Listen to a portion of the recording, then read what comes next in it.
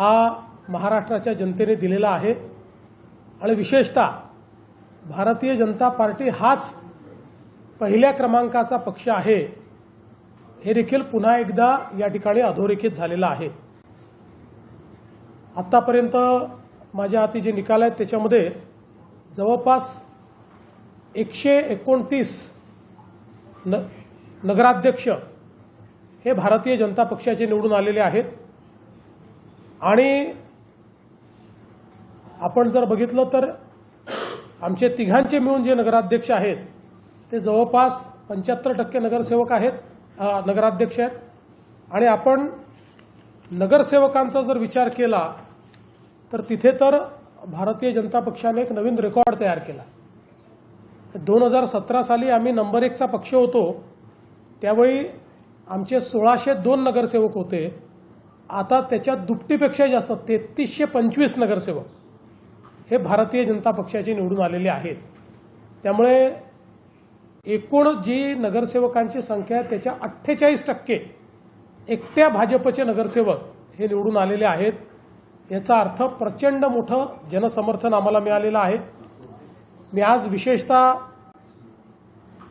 आमचे जे सहयोगी आहेत श्री एकनाथराव शिंदेजी, श्री अजितदादा पवारजी यांचंही मनापासून अभिनंदन करतो। त्यांच्याही पक्षांनी अतिशय चांगला परफॉर्मन्स दिलेला आहे। एक प्रकारे विधानसभेचा परफॉर्मन्स हा आम्ही रिपीट केलेला आहे। या निवडणुकीमध्ये पहिल्यांदाच आमचे अध्यक्ष श्री रवींद्र चव्हाणजी यांच्या नेतृत्वात ही निवडणूक होत होती आणि त्यांच्या नेतृत्वातल्या या पहिल्या निवडणुकीत एक प्रचंड मोठं यश हे भारतीय जनता पक्षाला मिळालं। त्याबद्दल मी रवींद्र चव्हाणजींचे मनापासून अभिनंदन करतो। या निवडणुकीमध्ये रवींद्र चव्हाणजी असतील, आमचे पूर्व अध्यक्ष चंद्रशेखर बावनकुळेजी असतील आणि आमचे मंत्रिमंडळातले सहकारी असतील, या सगळ्यांनी खूप मेहनत केली, अतिशय चांगलं कोऑर्डिनेशन केलं।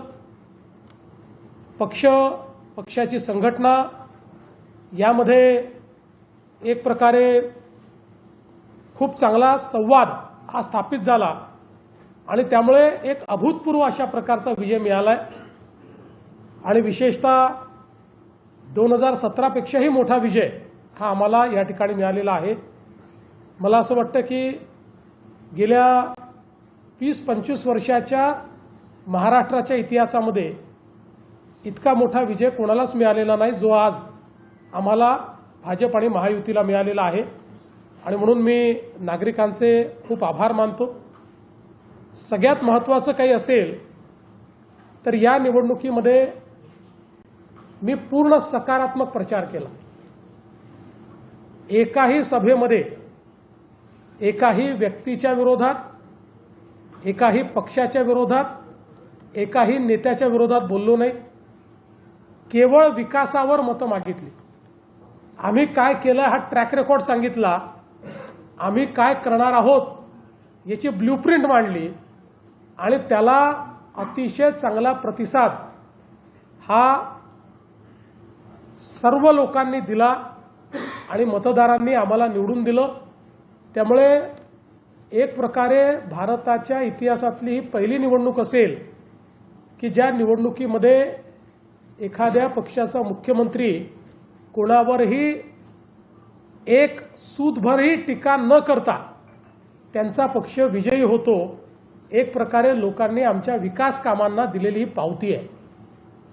मला या निमित्ताने हे देखील या ठिकाणी नमूद करायचं आहे की आज देशामध्ये माननीय मोदीजींच्या नेतृत्वात भाजप आणि एनडीए बद्दल जी काही सकारात्मकता आहे त्याचा आम्हाला विशेष फायदा याच्यामध्ये झालेला आहे आणि विशेषतः आमचे जे शीर्षस्थ नेते आहेत, आमचे अमित भाई असतील,